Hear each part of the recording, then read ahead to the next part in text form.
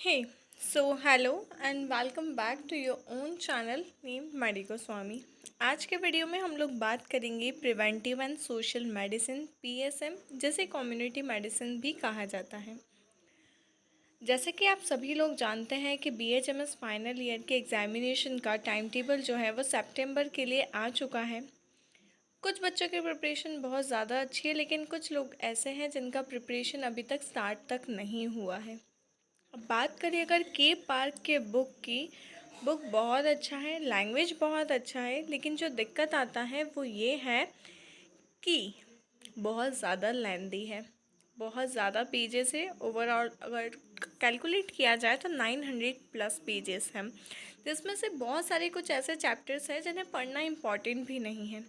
Second जो major problem आता है वो ये आता है कि हम लोग बुक को स्टार्ट तो कर देते हैं, चैप्टर 1 पढ़ लिया, 2 पढ़ लिया, 3, 4, 5, 6 लास्ट हो जाता है, 6 के आगे हम लोग बढ़ ही नहीं पाते हैं।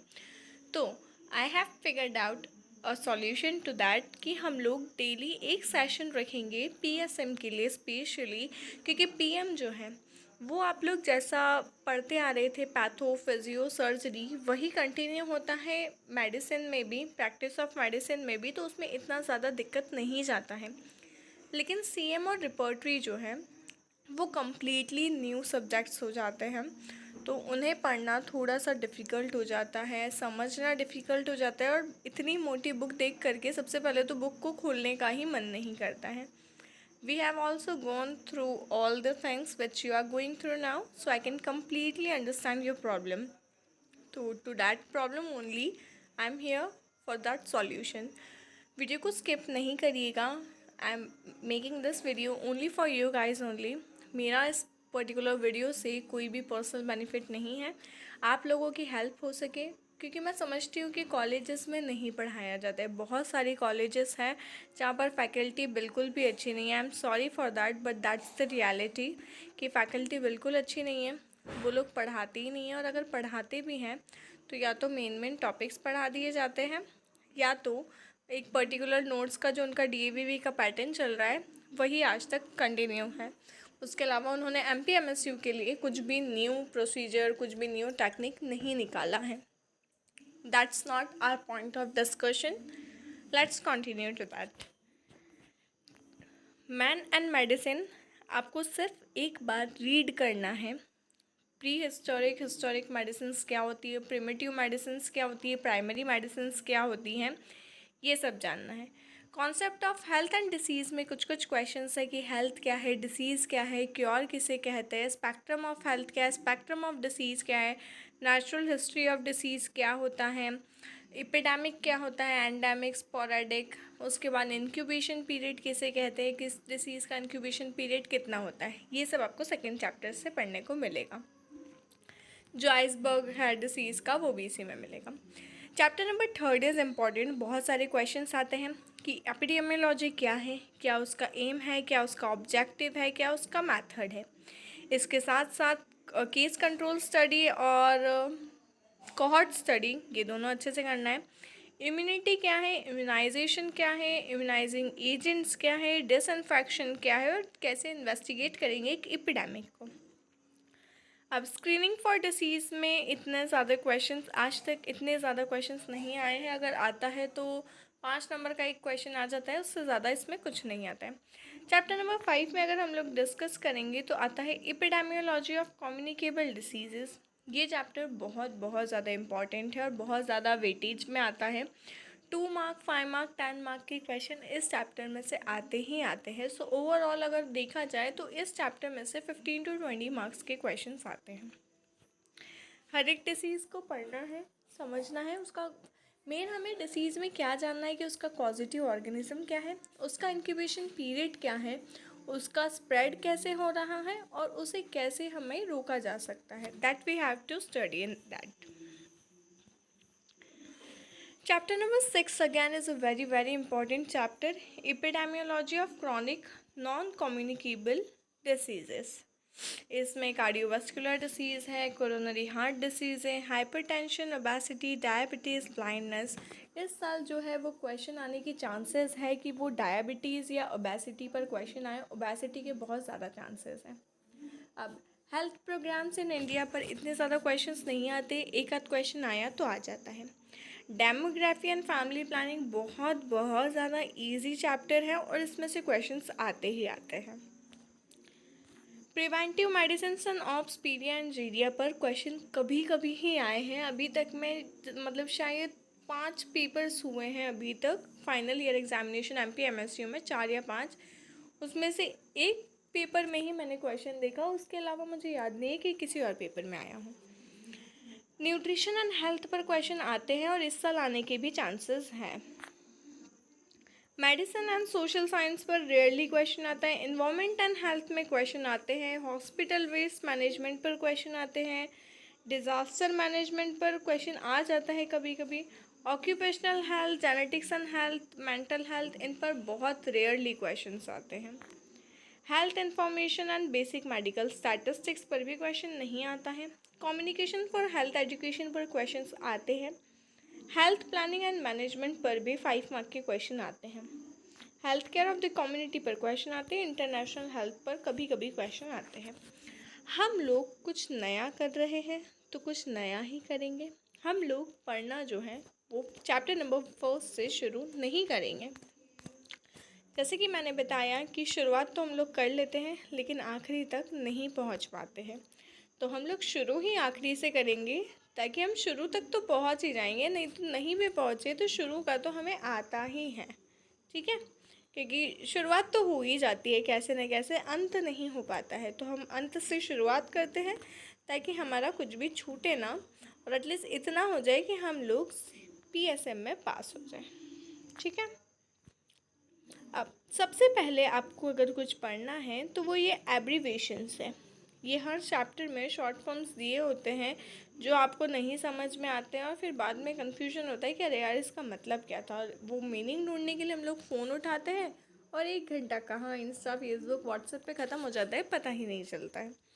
तो ये आपको पढ़ना है और जितना हो सके उतने याद कर लेना। मैं ये नहीं कहूँगी कि सभी याद करो क्योंकि सभी इम्पॉर्टेंट नहीं है।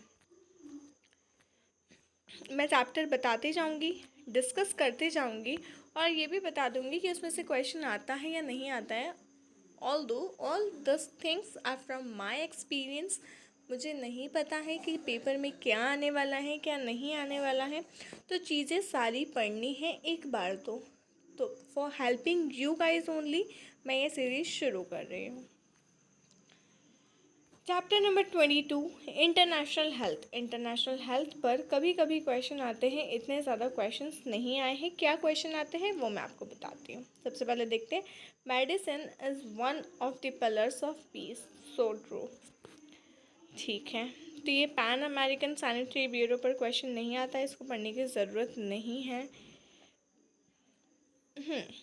हमें पढ़ना है यहाँ से WHO sorry, World Health Organization. The World Health Organization is a specialized, एक specialized non-political, कोई बीजेपी, कोई कांग्रेस, कोई नोटा वोटा, किसी का कोई इसमें हाथ नहीं होता है, health agency of the United Nations with headquarters at Geneva. 1946 में जो कॉन्स्टिट्यूशन ड्राफ्ट हुआ था उसमें टेक्निकल प्रिपरेटरी कमेटी बनी थी जिसमें जो चेयरमैनशिप थी वो थी रानी सैंड के पास, और उन्होंने अप्रूव किया था इसी को इंटरनेशनल हेल्थ कॉन्फ्रेंस में of 51 Nations in New York. New York में 51 नेशंस के साथ साथ में उन्होंने इस कम्युनिटी को बनाया था। और जो कॉन्स्टिट्यूशन था वो 7 अप्रैल 1948 पर आया था, which is celebrated every year as the World health Day. और कॉन्स्टिट्यूशन में ये 7 अप्रैल 1948 को आया था, इसलिए 7 अप्रैल को वर्ल्ड हेल्थ डे कहा जाता है। A World Health Day theme is chosen each year to focus attention on a specific aspect of public health.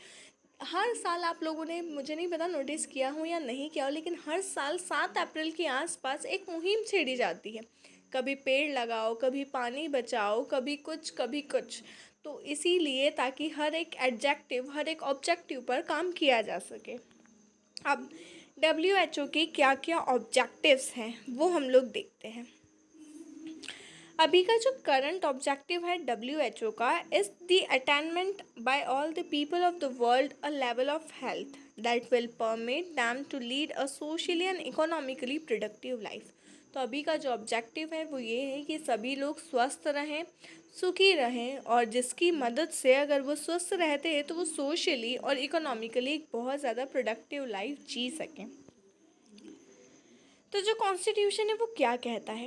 Health is a state of complete physical, mental and social wellbeing. Health में क्या क्या होना चाहिए? तो physical, mental और social wellbeing होना बहुत ज़्यादा ज़रूरी है।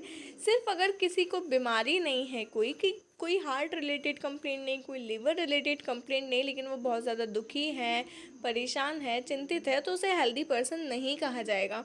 उसे फिजिकली, मेंटली और सोशली भी फिट रहना पड़ेगा। सिर्फ डिसीज़ का एब्सेंस को हेल्थ नहीं कहा जाएगा। Sorry. The enjoyment of the highest attainable standard of health is one of the fundamental rights of every human being, without distinction of race, religion, political belief, economic and social condition. एक standard life जीने का, एक सुखी जीवन जीने का हर किसी को हक होता है, चाहे वो किसी भी जाति का, किसी भी धर्म का, किसी भी बिरादरी का, किसी भी रंग का, किसी भी पॉलिटिकल पार्टी का ही क्यों ना हो। The health of all the peoples is fundamental to the attainment of the peace and security and independence। ठीक है, ये तो बताया गया है कि किसका क्या राइट है, कैसे जीना चाहिए, क्या होना चाहिए, और ये सारी चीज़ें। मेंबरशिप से हमें कोई मतलब नहीं है। अब क्वेश्चन अगर आता है तो आता है वर्क ऑफ WHO कि WHO क्या करता है। तो prevention and control of specific disease, जैसे अभी कोविड-19 आया था तो इसकी जितनी भी गाइडलाइंस पास हुई थी, इसका इंक्यूबेशन पीरियड जो पता लगाया था, इसकी करियर स्टेज, इसकी फैलने की स्टेज, सारी जो स्टेजेस थी, सारी जो स्क्रीनिंग थी वो WHO के द्वारा ही की गई थी। तो WHO बहुत सारी डिसीज़ेस को प्रिवेंट करने के लिए और कंट्रोल करने के लिए बहुत सारे स्पेसिफिक रूल्स बताता है। जैसे कोविड-19 में उन्होंने क्वारंटाइन के लिए बताया था कि क्वारंटाइन 14 डेज़ का अगर रखा, जितना उसका इंक्यूबेशन पीरियड है, तो जो वायरस है वो ज़्यादा नहीं फैलेगा। इसमें आपको थोड़ा बहुत लिखना पड़ेगा। सेकंड पॉइंट अगर हम लोग देखें तो वो है development of comprehensive health services. जितने भी सिविल हॉस्पिटल्स हैं उनकी आप स्टेट्स देख सकते हैं, बहुत सारी अच्छी चीज़ें जुड़ी हैं, बहुत अच्छा मतलब डेवलपमेंट हुआ है अभी सिविल हॉस्पिटल्स में। स्पेशली अगर मैं बात करूँ, मैं प्रॉपर MP से हूँ, तो मैंने देखा है बहुत सारे सिविल हॉस्पिटल्स में बहुत सारी सुविधा उपलब्ध कराई जा रही है। वो बात अलग है कि डॉक्टर्स ध्यान नहीं दे रहे हैं, वो अपने पर्सनल क्लिनिक्स पर हैं, गवर्नमेंट हॉस्पिटल पर उनका ध्यान नहीं, लेकिन WHO के द्वारा बहुत सारी अच्छी अच्छी चीज़ें की गई। फैमिली हेल्थ, फैमिली की हेल्थ को कैसे मेंटेन करना है, फैमिली का साइज़ क्या होना चाहिए, कैसे स्पेसिंग करनी है 2 चाइल्ड के बीच में, ये WHO गाइडलाइंस निकालता है। इन्वामेंटल हेल्थ को प्रमोट करना एक बहुत इम्पॉर्टेंट एक्टिविटी रही है WHO की, और WHO बार बार गवर्नमेंट को एडवाइस करता है बहुत सारे नेशनल प्रोग्राम्स के लिए, इसीलिए हर साल कुछ ना कुछ आता रहता है। World health day, environment day, इन पर क्यों बताया जाता है कि पेड़ लगाओ, पानी बचाओ, फसल उगाओ, ये करो वो करो, क्यों? क्योंकि WHO कहता है कि हमें, अगर हमने पेड़ लगाए तो हमें आगे जाकर के इस समस्या का सामना नहीं करना पड़ेगा, ऐसा करके। हेल्थ स्टैटिस्टिक्स, अब हेल्थ स्टैटिस्टिक्स में वो बहुत सारी चीज़ें बताता है कि किसका लेवल कैसा होना चाहिए, कहाँ क्या सुविधा उपलब्ध कराई जानी चाहिए। बायोमेडिकल रिसर्चेज जितनी होती है वो WHO कंडक्ट करता है। हेल्थ लिटरेचर और इन्फॉर्मेशन प्रोवाइड करता है।